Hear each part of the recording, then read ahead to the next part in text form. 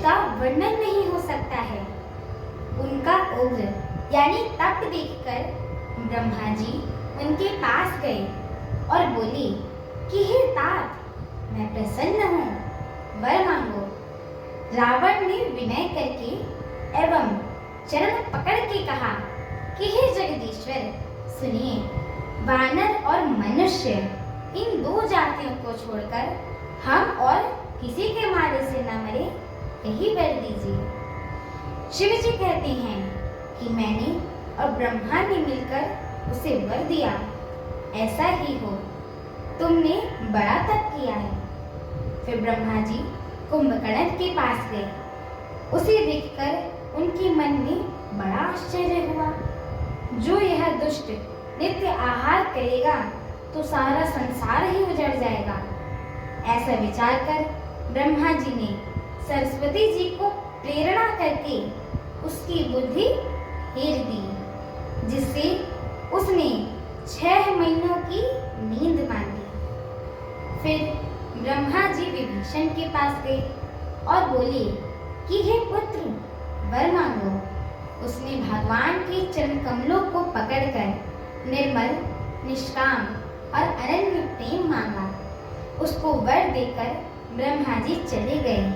वे तीनों भाई हर्षित होकर अपने अपने घर लौट गए।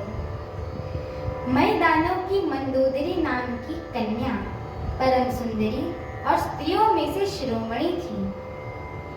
मैं उसे लाकर रावण को दिया। उसने जान लिया कि राक्षसों का राजा होगा। अच्छी स्त्री पाकर रावण प्रसन्न हुआ और फिर उसने जाकर दोनों भाइयों का विवाह कर दिया। समुद्र के बीच में त्रिकूट नाम का पर्वत पर ब्रह्मा जी का बनाया हुआ एक बड़ा ही भारी किला था। महान, मायावी और निपुण कारीगर मय दानव ने उसको फिर से सजा दिया। उसमें मणियों से जड़े हुए सोने के अगणित महल थे।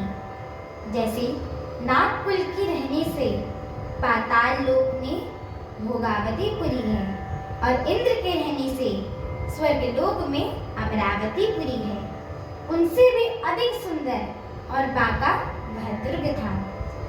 जगत में उसका नाम लंका प्रसिद्ध हुआ। उसे चारों ओर से समुद्र की अत्यंत गहराई घेरे हुए हैं। उस दुर्ग के मणियों से जड़ा हुआ सोने का मजबूत परकोटा है, जिसकी कारीगरी का वर्णन नहीं किया जा सकता है। भगवान की प्रेरणा से जिस कल्प में जो राक्षसों का राजा रावण होता था, वही शूर, प्रतापी, अद्वित बलवान अपनी सेना सहित उस पुरी में बसता था। हमारी आगे की श्री राम कथा को सुनने के लिए हमारे चैनल को लाइक, शेयर, सब्सक्राइब एवं कमेंट अवश्य करें। बोलिए श्याम रामचंद्र की जय हो, माता जानकी की जय हो, पवन सुत हनुमान की जय हो। जय श्री राम।